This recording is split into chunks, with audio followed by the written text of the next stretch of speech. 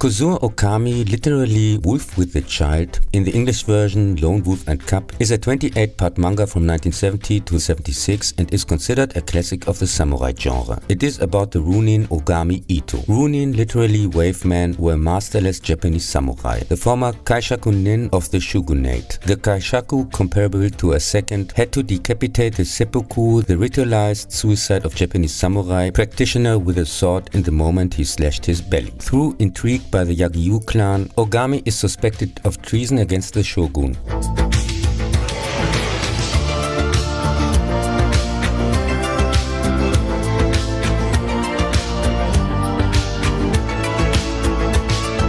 He defies the order to commit seppuku and travels through Edo period Japan as the hired assassin Okami with his 3-year-old son Daigoro. His goal is revenge against the Yagyu clan, the traitors and murderers of his wife Azami.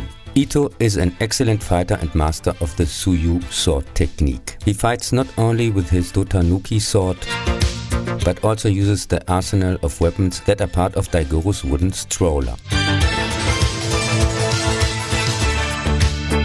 2002 Lone Wolf 2100 was an reinterpretation in the spirit of today's lack of imagination, aka it got a down woke, which means stealing a well-known name, getting rid of male hero characters,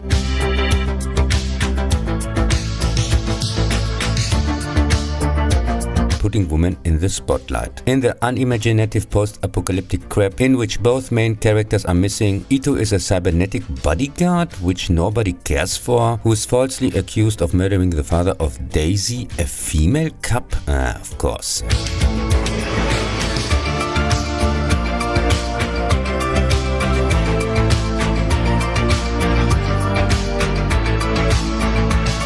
From 2014 to 2016, New Lone Wolf and Cub, a sequel to the original story, appeared in 11 issues. It continues directly on the beach after the fatal final for Ito, where Cub is then adopted by another samurai who begins to train him. 1972 to 74, there were 6 extremely popular movies in Japan, which came very close to the plot of the manga.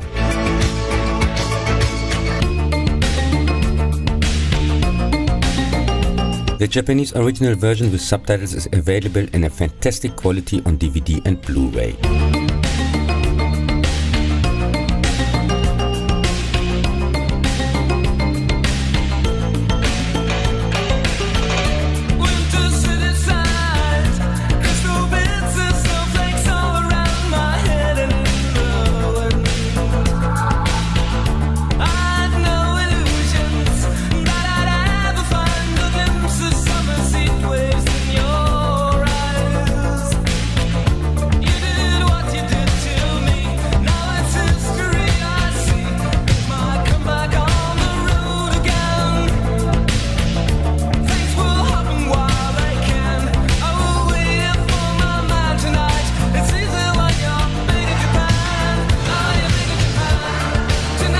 The Sword of Vengeance shows Executioner Ogami, who loses his wife and job due to the intrigue of the Yagyu clan, defies the order to commit suicide and travels through Edo period Japan as assassin Okami with his young son Daigoro to restore the family honor and take revenge on the Yagyu clan. On his first assignment, he has to kill potential assassins before they murder a clan leader. He finds and confronts them in a hot spring bath and continues his journey with his son and the baby cart.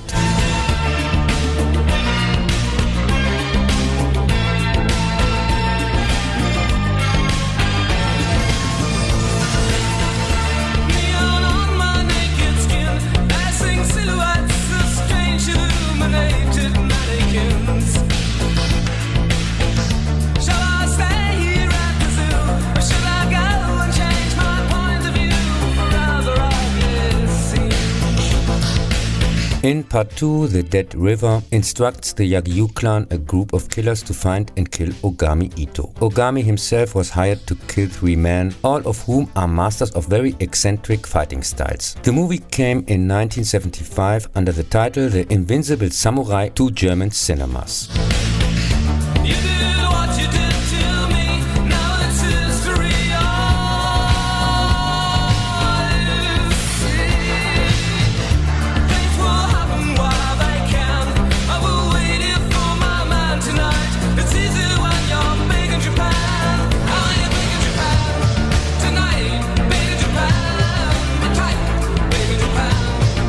Due to massive cuts and falsifying dubbing, however, this version was completely distorted. After Roger Corman secured the distribution rights, there was also a Western release in 1980, completely mutilated and horribly dubbed under the name Shogun Assassin, a terrible compilation of the first two movies in which even the original score was replaced with cheap 80s synthy crap.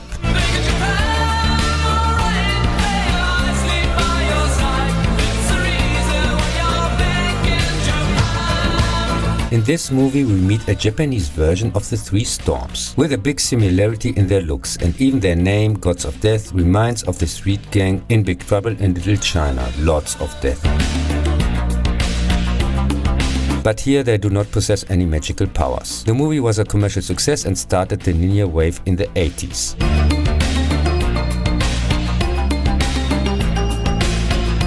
In part 3, Baby Cut to Hades, the exiled executioner Ogami and his son Daigoro defend a woman that killed a clan member in self-defense. In order to protect her from the punishment that the clan law demands, he accepts the punishment and survives the torture with unbelievable willing strength. He's commissioned to kill an administrator, and finally he has to battle a whole army.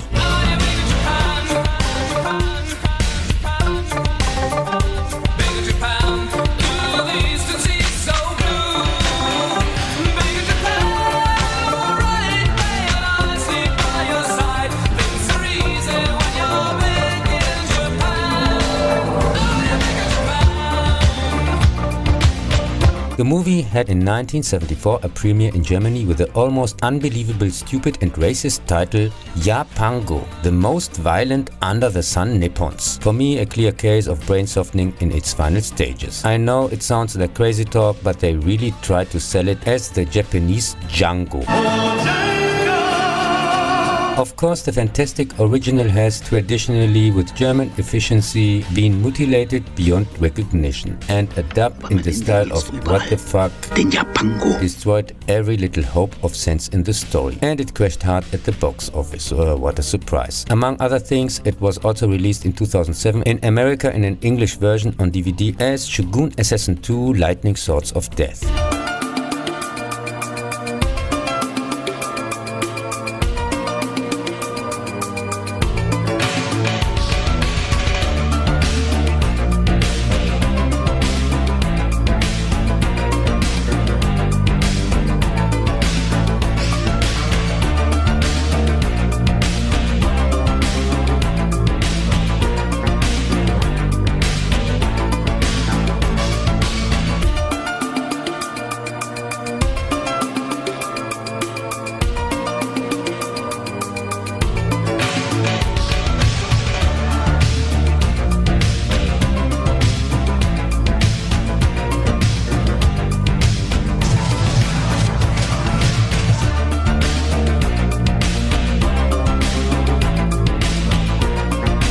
In part 4, Baby Cut to Peril, Ogami gets the order to kill a tattooed lady assassin. At the same time, he meets a member of the Yagyu clan, which is responsible for his wife's death and for the outlawing of the lone wolf, since he was defeated by him in the decisive duel for the office of the executioner at that time.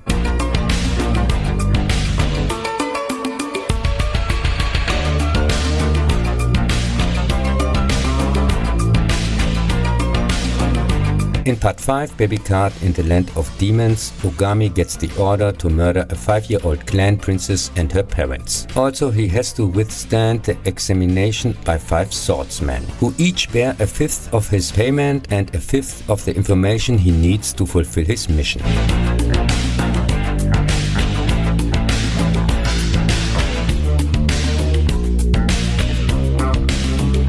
In the final part 6, White Heaven in Hell, the lone wolf is officially declared an enemy of the state, which leads him to be prosecuted by all instances. He makes his way to the capital Edo to kill his arch-enemy Retsuru Yagyu and rehabilitate the house Ogami.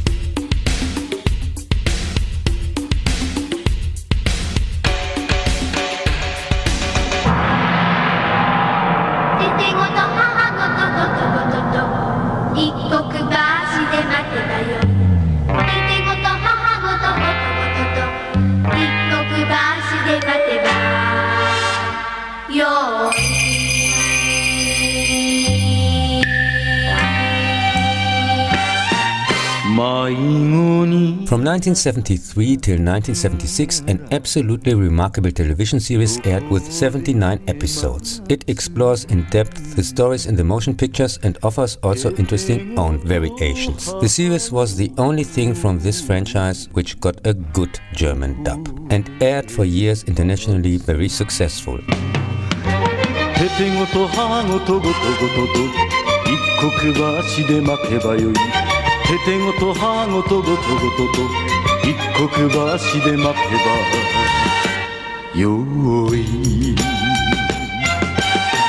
Movies and series are absolute masterpieces and call, like the works of Kurosawa, a forgotten time in memory in which the words film and art were still in the same sentence. The dub and translation bugs that were made in the movies are beyond stupid. In some cases they even confused Japan with China, and some of the false descriptions are still circulating.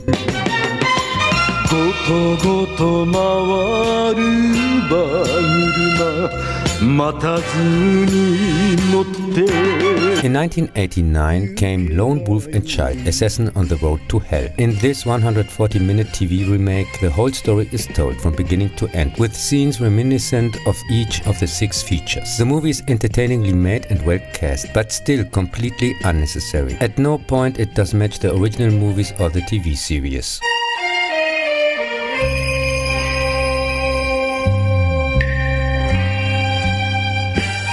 1993, Lone Wolf and Cub: The Final Conflict was another remake, this time with a theatrical release but only in Japan, that tells the entire story in 2 hours. Unfortunately, it's nowhere to find besides a few scenes. And not even that is available for the TV movie from 1984 and the TV series from 2002 to 2004. I couldn't even find a picture.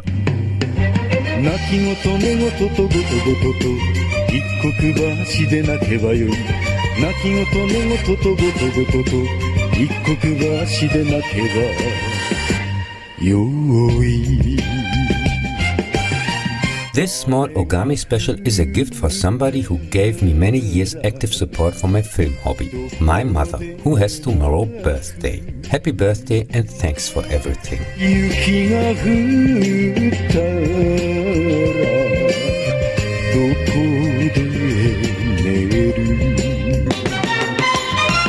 ごごと回る馬車待たずに乗って行けばよい